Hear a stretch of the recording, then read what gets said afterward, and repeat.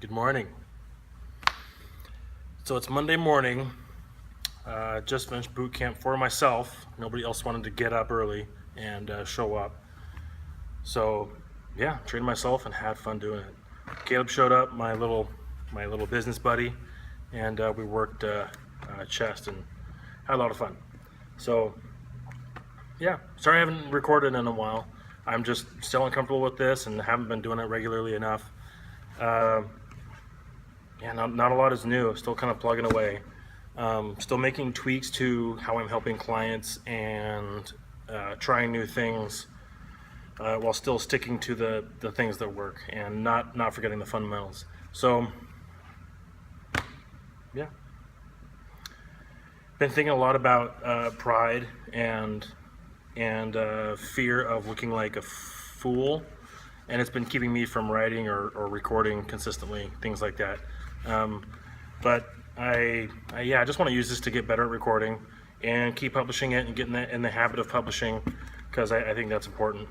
Um, I wanted to talk a little bit about taking initiative and taking steps forward, even when it's unclear what the step after that is going to be.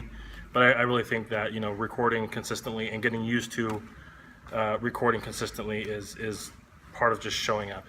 Um, I'm hoping to expand Northwest Forge to online and the world. So yeah, this is step one, and you're getting the raw deal of it. So thanks for tuning in. Yeah, Monday morning. A lot of people don't like Monday mornings. It's a rough transition from weekend to work week, and I think that can tell us a lot about ourselves. If we're one way during the week and we're a different way during the weekend, then maybe something's not lining up, and that's something else I've been thinking about too. It's something that I want to eliminate for myself, but I sure enjoy staying up late on Friday and Saturday night and like watching a movie with my wife, or just not having to go to bed at a certain time. But when the week comes, I do enjoy getting up early once I'm past the like 10-minute stage of just like zombiness. Then yeah, I enjoy it quite a bit. Meditation in the morning, journaling in the morning, things like that. It all just makes everything better, and I highly recommend it. It was part of my little 30-day challenge I did for myself in May, and yeah, it was good. So I'm transitioning slowly but surely from doing this business that you see behind me, personal training and boot camps, things like that.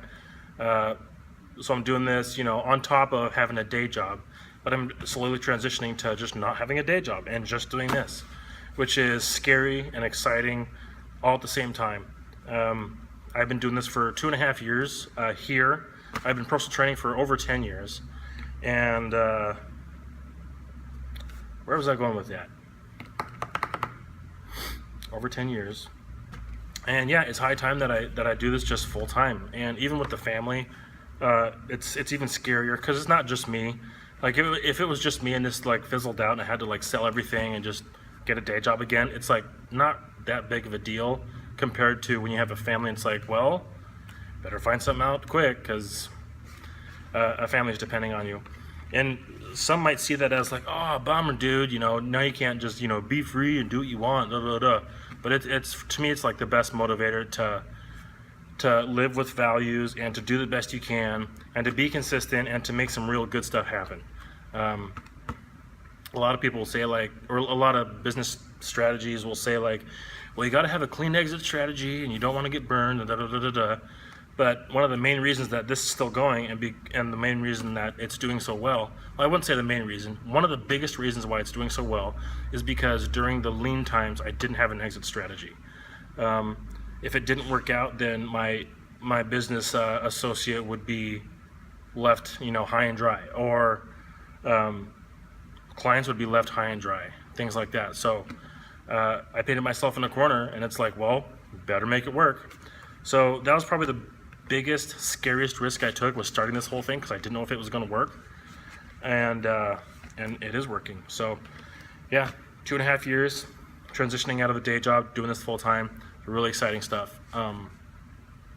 Looking back on it, reading all the business books and getting like a business degree and stuff, I've learned a lot that it's almost like too simple. And it basically comes down to be so good that the people that you help tell other people, and they're like, dude, you got to check this out. Even if it's like as simple as like making a hamburger. If you make the best hamburger in the world and one person tries it and they tell 10 of their friends, and they make 10 of their friends like come have the same hamburger that they had, then you have a good model. I think Seth Godin talked about that, where he's like, just tell 10 people, or was it Gary Vee? I forget.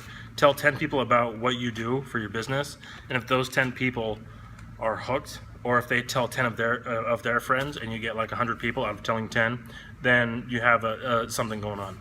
If you have to like push the rock or push the business uphill, then that might not be a good model.